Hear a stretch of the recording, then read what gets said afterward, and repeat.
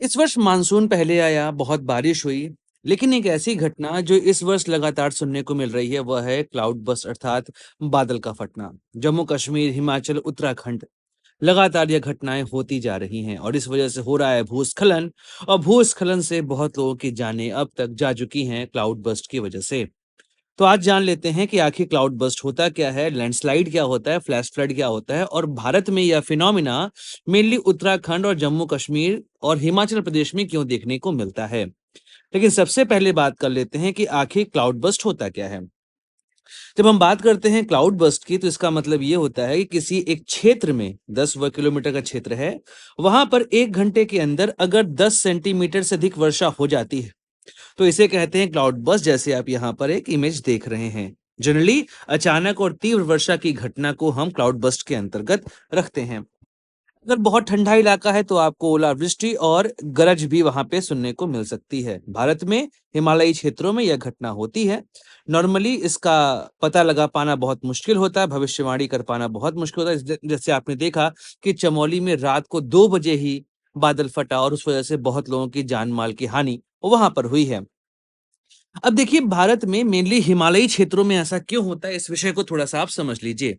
याद रखिएगा कि क्लाउड बस्ट हमेशा और हमेशा वहीं होगा जहां पर ओरोग्राफिक लिफ्ट होगा, मतलब जहां पर पर्वत होंगे, उसी जगह पर आपको क्लाउड बस्ट की घटना देखने को मिलेगी, क्योंकि वहां पर वार्म एयर पार्सल और कूल एयर ये आपस में मिक्स करते हैं और इस वजह से सडन कंडेंसेशन हो जाता है।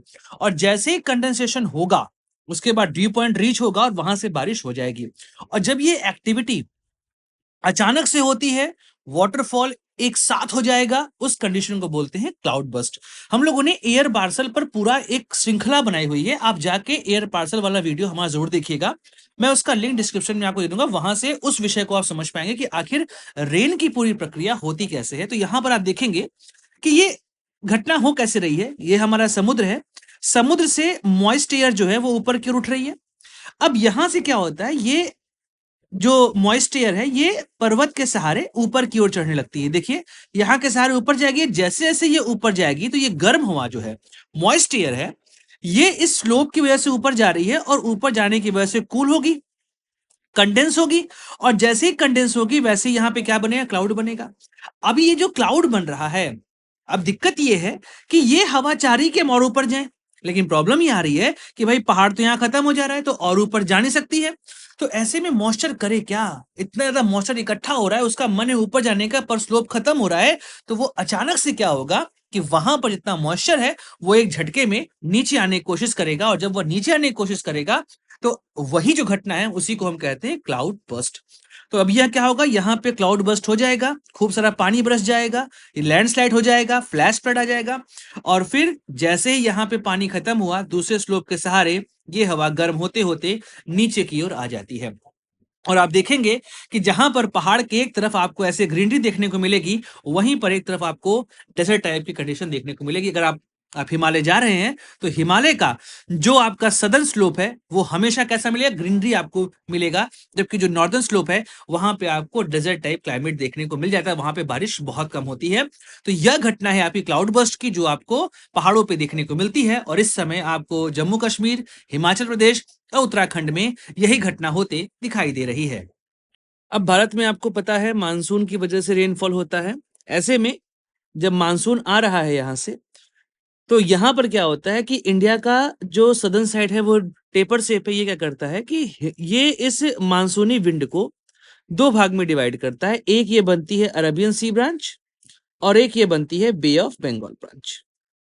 अब ये दोनों ब्रांचेस क्या होती हैं, अपने साथ ह्यूमिडिटी लेकर आती हैं, और ये ह्यूमिडिटी जो है, यहाँ पर आप देखेंगे ये हिमाचल हो गया, ये उत्तराखंड हो गया, ये जम्मू कश्मीर हो गया। यहाँ पर इस तरीके से पहाड़ हैं। अब पहाड़ हैं ऐसे, तो एक तरफ से हवा ऐसे चढ़ी, एक तरफ से हवा ऐसे चढ़ी, और इन दोनों हवाओं ने यहाँ पर टकरा लिया। अब टकराने की वजह से क्या हुई, अचानक से यहाँ पे बहुत ज्यादा नमी इकट्ठा हुई और वो नमी बादलों द्वारा संभाल नहीं पाएगी और वह वहां पर बरस जाती, जिस वजह से क्लाउड बर्स्ट की घटना आपको इन क्षेत्रों में देखने को मिलती है। तो बे ऑफ बंगाल ब्रांच और अरबियन सी ब्रांच, यह दोनों ब्रांच रिस्पॉन्सिबल हैं जम्मू कश्मीर, हिमाचल प्रदेश और उत्तराखंड में क्लाउड बस्ट को लेकर।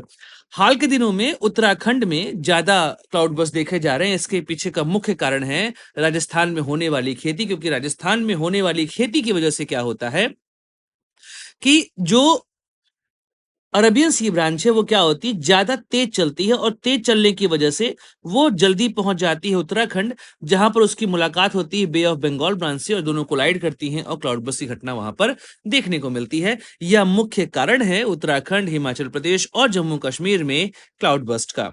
अगर हम भूस्खलन की बात करें तो यहां पर आप भूस्खलन की घटना देख रहे हैं। यहां पर क्या होता है कि चट्टान और मिट्टी या मलबे वो गुरुत्वाकर्षण की वजह से ढलान की दिशा में नीचे आते हैं। ये पहाड़ है, और यहां से क्या हुआ, ये आपकी मिट्टी गीली हो गई, और ये मिट्टी गीली होने की वजह से, ग्रेविटेशन की वजह से ये नीचे जहां से आती है, तो मलबे साथ आते हैं, मतलब उसमें टूटे हुए जो पत्थर हैं या पेड़ हैं वो सब साथ में बहते हैं। इस वजह से जो घटना होती है वैलीज एरिया में उसे कहते हैं भूस्खलन। जनरली आप इसको मास वेस्टिंग भी कह सकते हैं, जहां पर पृथ्वी की सामग्री ढलान के साथ नीचे की ओर आती है। नॉर्मली क्या कारण होता है, सबसे अधिक होता है भारी वर्षा, भूकंप और जल रिसाव। जैसे कि आपने देखा जोशीमठ में जल रिसाव की वजह से वहां पे बहुत जगहों पे ऐसी घटनाएं देखने को मिली हैं, जबकि हिमालय के क्षेत्रों में भूकंप और वर्षा यह एक प्रमुख कारण बन जाते हैं। लेकिन आज के समय में वनों की कटाई भी एक कारण है, निर्माण कार्य भी एक कारण है। जैसे आप जाएंगे कभी घूमने के लिए किसी भी हिमालयी क्षेत्र में, वहां पे आपको बहुत सारे मकान देखने को मिलेंगे। इसके अलावा केदारनाथ आप जाएंगे तो वहां पे कंस्ट्रक्शन बहुत ज्यादा बढ़ चुका है, और यह सब वजह है कि वहां पर आपको बहुत ज्यादा देखने को मिल जाता है लैंडस्लाइड। तो मिट्टी की संरचना, भू आकृति या भौगोलिक कारण भी होते हैं जिसकी वजह से भूस्खलन आता है। एक और चीज है फ्लैश फ्लड। तो फ्लैश फ्लड की घटना जो होती है, यहाँ पर बहुत सारा पानी जो है अचानक से आ जाता है, तो उसे आप फ्लैश फ्लड में रख सकते हैं। तो फ्लैश फ्लड जो होता है वो इसमें क्या होता है कि अचानक से बाढ़ हो जाना, मतलब बाढ़ की स्थिति पैदा हो जाना। तीव्र वर्षा हुआ या अचानक से जल बढ़ गया, इस वजह से घरों में प्रवेश करता है जल बहुत तेजी से। इस घटना को बोलते हैं हम लोग फ्लैश फ्लड। एक इमेज में यहाँ पे आपको दिखाता हूं। यहाँ पर आप देख रहे हैं कि लोगों के घरों में अचानक से पानी घुस गया है, और ये घटना फ्लैश फ्लड के अंतर्गत काउंट होती है। ये घटना बहुत स्थानीयकृत, मतलब लोकल लेवल पे होती है, और अल्पकालिक घटना होती है। आमतौर पर क्या होता है कि वर्षा हुई और वर्षा के 6 घंटे के भीतर यह घटना आपको देखने को मिल जाती है। कारण क्या होता है आकस्मिक बाढ़ का, तो वह तीव्र वर्षा होती है। मान लीजिए मिट्टी जो है उसके पास जल को सोखने की क्षमता कम हो जाए, या निकास प्रणाली वहां पे खराब हो, नालियां वहां की भटी हुई हो, इस वजह से ये होता है। भारी वर्षा हो जाए, तापमान में अचानक वृद्धि होने की वजह से हिम पिघल जाए, जैसे कि आपने देखा था केदारनाथ में 2013 में जो क्राइसिस हुई थी, वहां पे जो लेक बनी हुई थी वह लेक अचानक से टूट जाती है, और बहुत सारा मलबा और पानी जो है वो केदारनाथ की घाटी में आने लगा, और इस वजह से वहां पे फ्लैश फ्लड की वजह से बहुत लोगों की जान चली गई थी। तो क्या होता है, ग्लेशियर झील का अचानक से फटना, जो मैंने एग्जाम्पल आपको दिया केदारनाथ का 2013 का।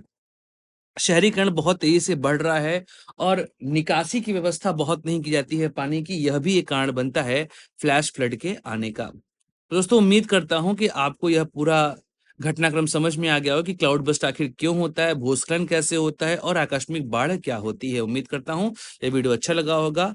आप इस वीडियो को लाइक करिए, शेयर करिए, सब्सक्राइब करिए इस चैनल को। जय हिंद, वंदे मातरम, भारत माता की जय।